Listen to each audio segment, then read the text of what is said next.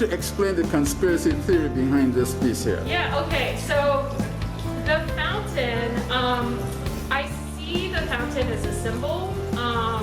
So I think it's a symbol for a lot of things. But, you know, if you imagine yourself going into a museum and you're in a courtyard and there's a beautiful fountain and it has this sound and the air is cool, you know, there's a certain smell in the air. It's really relaxing, you know, like it's a place of repose. And I think that there's this ability that fountains have to sort of like ease the mind. And I think that can be a really dangerous place because critical thinking is low. Your mind is open to a lot of kind of like narratives or mythologies that might be dispersed in a certain area, you know. So I think that there is a type of like magic that fountains have, and so it becomes a symbol. But also I think like fountains are, you know, a representation of wealth and power. You know, like if you think about some of the most famous fountains, they're like in places like Versailles, you know. It's about controlling nature, it's about controlling chaos. And I think conspiracism does that, you know. The Hoover Dam? What's that? The Hoover Dam? The Hoover Dam, right. So I think like it is a very powerful symbol for this type of sort of thinking. Thank you. Thank you. Thank you. Exhibition. My name is Makita Ahuja, and these works are part of a larger series that I made in 2020. At the core of the work is the simultaneity of my having become a mother at the very time that I was losing my mother to cancer. When my son was 2.5 weeks old, we learned that my mother had a very advanced form of a fatal cancer called serous uterine cancer. It's not an environmental cancer or a genetic cancer or hormone receptive cancer. It's a kind of cancer that any of us can develop.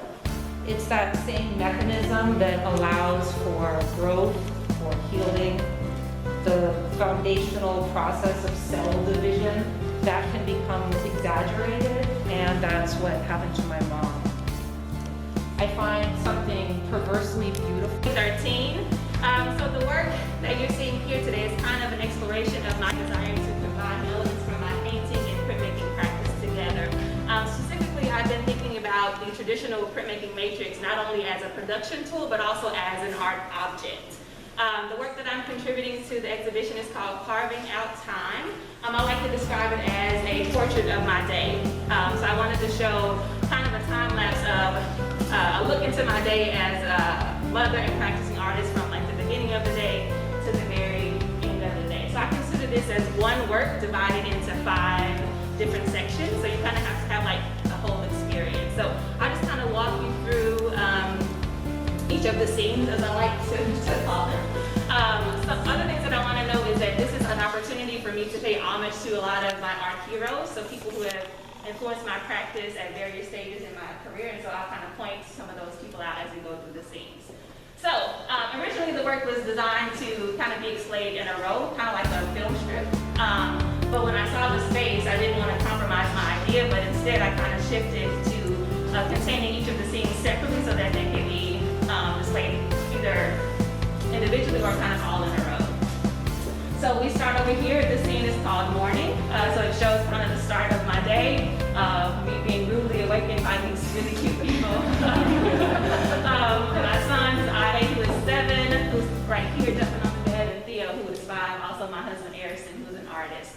So in this scene, I take a moment to pay homage to Elizabeth Catlett. This is a representation of her work at the top. I call her my art mother.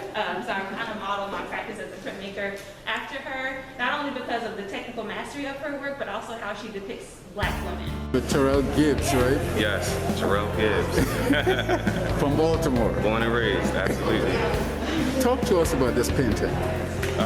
This is a painting called For Thomas that I did last year, 2020. It's of Kondwani Fidel, who is a poet, a writer, and he's born and raised in Baltimore as well. The initial photograph was taken from a photographer born and raised in Baltimore by the name of Sean Champion, and the original photo was taken for the Baltimore Magazine. So, you know, it was a tie that... Is there anything special about what he's wearing and the flowers? If we have time for it, absolutely. Well, give me a synopsis quickly. Yeah, it functions on many levels. Definitely the attire. So it was a breakaway of what we are perceived as black males, especially from Baltimore City. The association with that shirt and being behind bars, locked up. But we're living and thriving in different spaces now. He's a writer. Statistically, that's not what he's supposed to be doing right now. I'm a painter. Statistically speaking, that's not what I'm supposed to be doing right now. And we're both from Baltimore City. So that's the significance of his outfit. Flowers? I'm sorry? Anything about the flowers? The flowers. The flowers are me really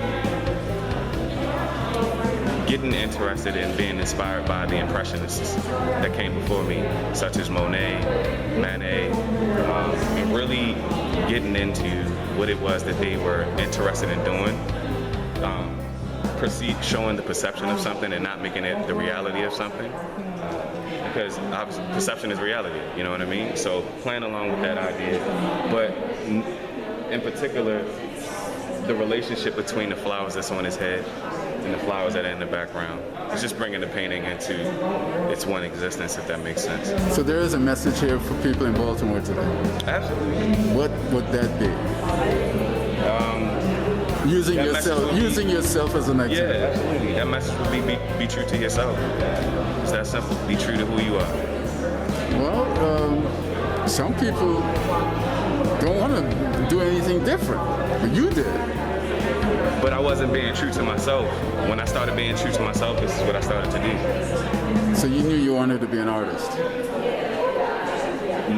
I knew when I was a child, but then I let Baltimore City, and I let my community, and I let the news, and I let the things that I saw on TV and social media dictate who I was, which wasn't the truth.